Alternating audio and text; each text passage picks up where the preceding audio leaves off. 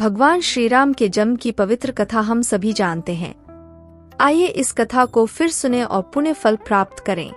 महाराजा दशरथ ने पुत्र प्राप्ति हेतु यज्ञ आरंभ करने की ठानी। महाराज की आज्ञानुसार श्यामकर्ण घोड़ा चतुरंगिनी सेना के साथ छुड़वा दिया गया। महाराज दशरथ ने समस्त मनस्वी, तपस्वी, विद्वान ऋषि मुनियों तथा वेदविज्ञ प्रकांड पंडितों को यज्ञ संपन्न कराने के लिए बुलावा भेज दिया। निश्चित समय आने पर समस्त अभ्यागतों के साथ महाराज दशरथ अपने गुरु वशिष्ठ जी तथा अपने परम मित्र अंग देश के अधिपति लोकपाद के जामाता रिंग ऋषि को लेकर यज्ञ मंडप में पधारे। इस प्रकार महान यज्ञ का विधिवत शुभारंभ किया गया। संपूर्ण वातावरण वेदों की ऋचाओं के उच्च स्वर में पाठ से गूंजने तथा समिधा की सुगंध से महकने लगा। समस्त पंडितों, ब्राह्मणों, ऋषियों आदि को यथोचित धन धान्य, गौ आदि भेंट करके सादर विदा करने के साथ यज्ञ की समाप्ति हुई। राजा दशरथ ने यज्ञ के प्रसाद चरा, खीर को अपने महल में ले जाकर अपनी तीनों रानियों में वितरित कर दिया। प्रसाद ग्रहण करने के परिणाम स्वरूप तीनों रानियों ने गर्भधारण किया। जब चैत्र मास के शुक्ल पक्ष की नवमी तिथि को पुनर्वसु नक्षत्र में सूर्य, मंगल, शनि, बृहस्पति तथा शुक्र अपने अपने उच्च स्थानों में विराजमान थे, कर्क लग्न का उदय होते ही महाराज दशरथ की बड़ी रानी कौशल्या के गर्भ से एक शिशु का जन्म हुआ, जो कि नीलवर्ण, चुंबकीय आकर्षण वाले, अत्यंत तेजोमय, परम कांतिवान तथा अत्यंत सुंदर था। उस शिशु को देखने वाले देखते रह जाते थे। इसके पश्चात शुभ नक्षत्रों और शुभ घड़ी में महारानी कैकेयी के एक तथा तीसरी रानी सुमित्रा के 2 तेजस्वी पुत्रों का जन्म हुआ। संपूर्ण राज्य में आनंद मनाया जाने लगा। महाराज के 4 पुत्रों के जन्म के उल्लास में गंधर्व गान करने लगे और अप्सराएं नृत्य करने लगीं। देवता अपने विमानों में बैठकर पुष्प वर्षा करने लगे। महाराज ने उन्मुक्त हस्त से राजद्वार पर आए भाट, चारण तथा आशीर्वाद देने वाले ब्राह्मणों और याचकों को दान दक्षिणा दी। पुरस्कार में प्रजाजनों को धन धान्य तथा दरबारियों को रत्न, आभूषण प्रदान किए गए। 4 पुत्रों का नामकरण संस्कार महर्षि वशिष्ठ के द्वारा किया गया तथा उनके नाम रामचंद्र, भरत, लक्ष्मण और शत्रुघ्न रखे गए। आयु बढ़ने के साथ ही साथ रामचंद्र गुणों में भी अपने भाइयों से आगे बढ़ने तथा प्रजा में अत्यंत लोकप्रिय होने लगे।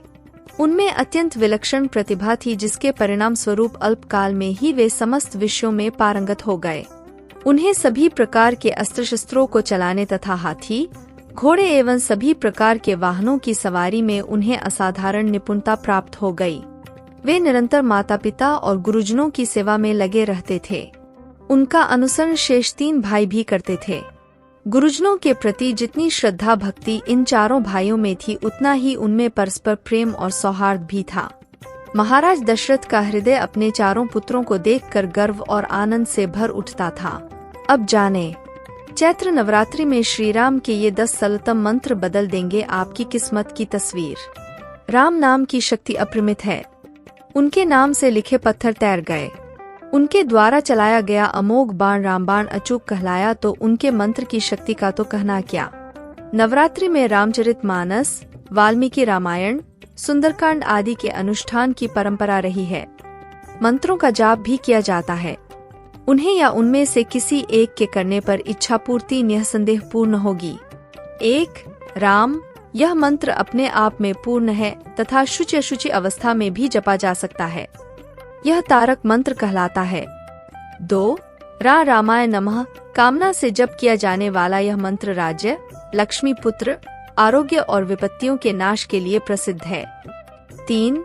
रामचंद्राय नमः, कष्ट दूर करने का प्रभावशाली मंत्र है। 4. कार्यों की बाधाएं दूर करने के लिए रामभद्राय नमः अवश्य ही प्रभावशाली है। 5. भगवान की कृपा और मनोकामना पूर्ति के लिए जानकी वल्लभाय स्वाहा मंत्र का जाप करने योग्य है। 6. ओम नमो भगवते रामचंद्राय का जाप विपत्तियों और आपत्तियों के निवारण के लिए किया जाता है। 7. श्री राम जय राम, जय जय राम, इस मंत्र का कोई सानी नहीं है। शुचि अशुचि अवस्था में जपने योग्य है। 8. श्री राम गायत्री मंत्र, दशरथाय नमः विद्महे सीता वल्लभाय विद्महे तन्नो राम प्रचोदय। यह मंत्र सभी कष्टों को दूर करने वाला और रिद्धि सिद्धि देने वाला माना जाता है। 9. नमः शिवाय, हूँ हनुमान श्री रामचंद्राय नमः। यह मंत्र एक साथ कई कार्य करता है। महिलाएं भी जाप कर सकती हैं। साधारणतया हनुमान जी के मंत्र उग्र होते हैं। शिव तथा राम मंत्र के साथ जप करने से उनकी उग्रता समाप्त हो जाती है। 10. शत्रु शमन, कोटकचहरी, मुक्तमेह आदि की समस्या से मुक्ति के लिए रामाय धनुष्पनाय स्वाहा शुभ है। राम रक्षा स्तोत्र, सुंदरकांड, हनुमान चालीसा, बजरंग बाण इत्यादि के जप कर अनुष्ठान रूप में लाभ प्राप्त किया जा सकता है। श्री हनुमान जी व भगवान राम का चित्र सामने लाल रंग के वस्त्र पर रखकर पंचोपचार पूजन कर जप किया जाना चाहिए। यही सरल व लौकिक विधि है। अब जाने भगवान राम का जन्म लाखों वर्ष पहले हुआ था या 5114 ईसा पूर्व। जानिए रहस्य। युग की धारणा हमें पुराण और ज्योतिष में 3 तरह से मिलती है। पहली वह जिसमें एक युग लाखों वर्ष का होता है, और दूसरी वह जिसमें एक युग 5 वर्ष का होता है, और तीसरी वह जिसमें एक युग 1250 वर्ष का है। हम तीनों के मान से श्री राम के जन्म को समझने के बाद आधुनिक युग में हुए शोध को समझते हैं। पहली लाखों वर्ष के एक युग की धारणा। पुराणों के अनुसार प्रभु श्री राम का जन्म त्रेतायुग और द्वापर युग के संधिकाल में हुआ था। सतयुग लगभग 17,28,000 वर्ष, त्रेतायुग 12,96,000 वर्ष, द्वापर युग 8,64,000 वर्ष और कलयुग 4,32,000 वर्ष का बताया गया है। कलयुग का प्रारंभ 3102 ईसा पूर्व से हुआ था। इसका मतलब 3102 + 20195121 वर्ष कलयुग के बीत चुके हैं। उपरोक्त मान से अनुमानित रूप से भगवान श्री राम का जन्म द्वापर के 864,000 प्लस कलयुग के 5121 वर्ष 8,69,121 वर्ष अर्थात 8,69,121 वर्ष हो गए हैं प्रभु श्री राम को हुए। कहते हैं कि वे 11,000 वर्षों तक जिंदा वर्तमान रहे। परंपरागत मान्यता अनुसार द्वापर युग के 8,64,000 वर्ष प्लस राम की वर्तमानता के 11,000 वर्ष प्लस द्वापर युग के अंत से अब तक बीते 5,121 वर्ष कुल 8,80,111 वर्ष। अतएव परंपरागत रूप से राम का जन्म आज से लगभग 8,80,111 वर्ष पहले माना जाता है। दूसरी 5 वर्ष का एक युग की धारणा। भारतीय ज्योतिषियों ने समय की धारणा को सिद्ध धरती के सूर्य की परिक्रमा के आधार पर नहीं प्रतिपादित किया है। उन्होंने संपूर्ण तारामंडल में धरती के परिभ्रमण के पूर्ण कर लेने तक की गणना करके वर्ष के आगे के समय को भी प्रतिपादित किया है। वर्ष को संवत्सर कहा गया है। 5 वर्ष का एक युग होता है। संवत्सर, परिवत्सर, इदवत्सर, अनुवत्सर और युगवत्सर ये युगात्मक 5 वर्ष कहे जाते हैं। बृहस्पति की गति के अनुसार प्रभव आदि 60 वर्षों में 12 युग होते हैं तथा प्रत्येक युग में 5 से 5 वत्सर होते हैं। 12 युगों के नाम हैं प्रजापति, धाता, वृष, व्यय, खर, दुर्मुख, प्लव, पराभव, रोधकृत, अनल, दुर्मति और क्षय। प्रत्येक युग के जो 5 वत्सर हैं, उनमें से प्रथम का नाम संवत्सर है, दूसरा परिवत्सर, तीसरा इदवत्सर, चौथा अनुवत्सर और 5वां युगवत्सर है।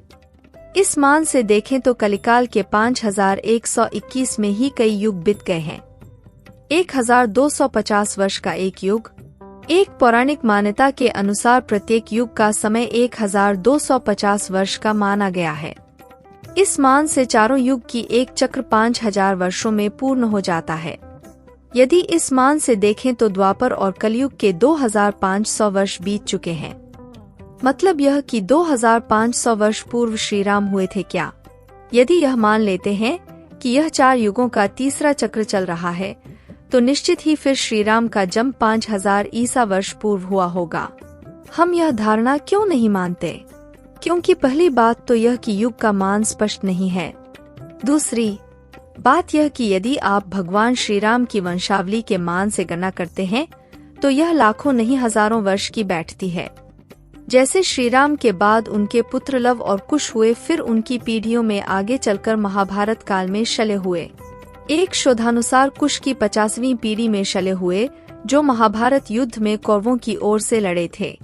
इसके अलावा शल्य के बाद बेहतक्षय, उरुक्षय, वत्सद्रोह, प्रतिव्योम, दिवाकर, सहदेव, ध्रुवाश्च, भानुरथ, प्रतीताश्व, सुप्रतीप, मरुदेव, सुनक्षत्र, किन्नराश्रव, अंतरिक्ष, सुषेण, सुमित्र, बृहद्रज, धर्म, कृतजव्रात, रणज्जय, संजय, शाक्य, शुद्धोधन, सिद्धार्थ, राहुल, प्रसेनजित, क्षुद्रक, कुलक, सुरथ, सुमित्र हुए। वर्तमान में जो सिसोदिया, कुशवाह, कछवाह, मौर्य, शाक्य, बैचला, बैसला और गहलोत, गुहिल आदि जो राजपूत वंश हैं, वे सभी भगवान प्रभु श्री राम के वंशज है। जयपुर राजघराने की महारानी पद्मिनी और उनके परिवार के लोग की राम के पुत्र कुश के वंशज है। महारानी पद्मिनी ने एक अंग्रेजी चैनल को दिए में कहा था कि उनके पति भवानी सिंह कुश के 309वें वंशज थे। अब यदि 3 पीढ़ियों का काल लगभग 100 वर्ष में पूर्ण होता है, तो इस मान से श्री राम को हुए कितने हजार वर्ष हुए हैं, आप इस 309 पीढ़ी के मान से अनुमान लगा सकते हैं। आधुनिक शोध की धारणा। उपरोक्त धारणा से भिन्न आधुनिक शोध पर आधारित धारणा ज्यादा सही लगती है। इस शोध का आधार रामायण में बताई गई खगोलीय स्थिति और देश भर में बिखरे सबूत हैं। उन सबूतों का कार्बन डेटिंग के आधार पर जांच कर उसका मिलान रामायण में बताए गए घटनाक्रम से किया गया है।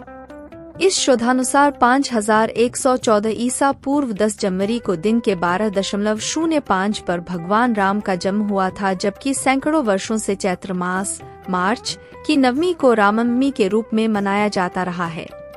एक अन्य शोक के अनुसार राम की जन्म दिनांक वाल्मीकि द्वारा बताए गए ग्रह नक्षत्रों के आधार पर प्लेनेटेरियम सॉफ्टवेयर अनुसार 4 दिसंबर 7323 ईसा पूर्व अर्थात आज से 9339 वर्ष पूर्व हुआ था। राम के जन्म पर कई शोध हुए हैं, लेकिन सबसे सटीक शोध प्रोफेसर तोबियस का रहा। वाल्मीकि के अनुसार श्री राम का जन्म चैत्र शुक्ल नवमी तिथि एवं पुनर्वसु नक्षत्र में जब 5 ग्रह अपने उच्च स्थान में थे तब हुआ था।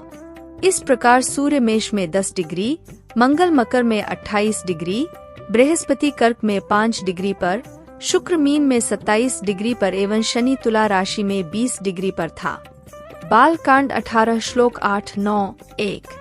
शोधकर्ता डॉ वर्तक पीवी वर्तक के अनुसार ऐसी स्थिति 7323 ईसा पूर्व दिसंबर में ही निर्मित हुई थी, लेकिन प्रोफेसर तोबियस के अनुसार जन्म के ग्रहों के विन्यास के आधार पर 10 जनवरी 5114 ईसा पूर्व हुआ था। उनके अनुसार ऐसी आकाशीय स्थिति तब भी बनी थी। तब 12:25 पर आ में ऐसा ही दृश्य था जो पढ़ में वर्णित है। ज्यादातर शोधकर्ता प्रोफेसर तोबियस के शोध से सहमत हैं। इसका मतलब यह कि राम का जन्म 10 जनवरी को 12:25 पर 5114 ईसा पूर्व हुआ था। निष्कर्ष, राम का जन्म लाखों वर्ष पूर्व नहीं, कुछ हजारों वर्ष पूर्व ही हुआ था। हमें इस दिशा में शोध और विचार करने की जरूर है। राम एक ऐतिहासिक व्यक्ति हैं और उन पर विरोधाभास पैदा करना उचित नहीं होगा।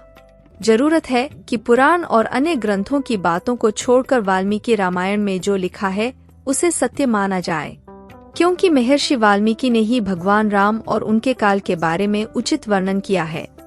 कथा अच्छा लगा है, जानकारी सही लगा है तो लाइक कीजिए, चैनल को सब्सक्राइब कीजिए। भारतीय व्रत कथा चैनल को। हमारे इस चैनल पर आपको इसी तरह की वीडियो मिलेगी। जय श्री राम, जय सिया राम, राधे राधे, जय श्री कृष्णा, राधे राधे।